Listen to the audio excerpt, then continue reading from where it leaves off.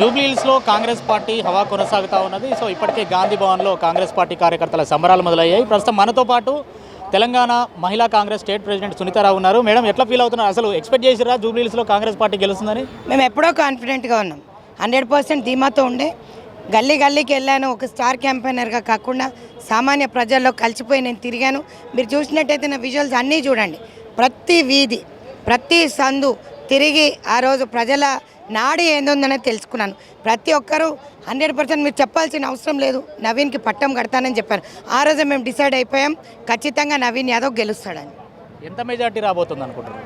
Majority వదిలే తమ్ముడు, ఒక్క ఓటుతో గెలిచినా గెలిపేది. ఈరోజు మెజారిటీ మాకు అవసరం లేదు. ప్రజలు ఇచ్చిన తీర్పు ఖచ్చితంగా హయ్యర్ మెజారిటీ ఉంటుంది.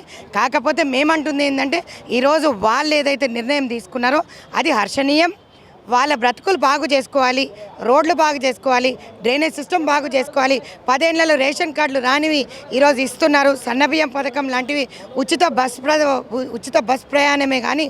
సో ఇవన్నీ కూడా వాళ్ళకి అన్నీ కావాలనే వాళ్ళు ఓటేస్తున్నారు. కాబట్టి 100% మంచి యువకుడిని ఎంచుకున్నారు. ఎప్పుడు వాళ్ళ ఇంటి తలుపులు తెరిచి ఉంటాయి. ఏ సమస్య ఉన్నా వస్తే ఖచ్చితంగా నవీన్ యాదవ్ తీరుస్తాడని చెప్పి నమ్మకం ఉంది నాకు. అంటే 3 సార్లు మాగంటి గోపీనాథ్ జూబ్లీహిల్స్ నియోజకవర్గంలో గెలిచినా కూడా అభివృద్ధి జరగలేదని చెప్పేసి మీరు అంటున్నారు. ఈ 3 ఏళ్లలో మీ కాంగ్రెస్ పార్టీ ఏం చేయబోతుంది జూబ్లీహిల్స్లో? ఏం చేయబోతుంది అనేది చెప్పుకుంటే బాగుండదు కదా, చేసి చూపిస్తే బాగుంటుందని నేను అనుకుంటా. ఎందుకంటే వాళ్ళు చెప్పకన్నా ముందే మేము చేస్తున్నాం, వాళ్ళు అడగకన్నా ముందే మేము చేస్తున్నాం. కాబట్టి ఇప్పుడు మీరు అడగకన్నా ముందే కదా అక్కడ రేషన్ కార్డులు ఇచ్చాం. ఈరోజు 6 గ్యారెంటీలు ఏ విధంగా చెప్పారో 2 ఏళ్లలో మా సీఎం గారు, ముఖ్యమంత్రి కానీ, మినిస్టర్లే కానీ, ఇన్ఛార్జ్ మంత్రులే కానీ ప్రతి ఒక్కటి వచ్చాయా లేవా అని కూడా కనుక్కోవడానికి వచ్చాం. ఎందుకు వచ్చాం? ఇవ్వకపోతే అడగం కదా. ఇప్పుడు ఇందిరమ్మ ఇండ్లే కానీ ఏది కూడా రాలే.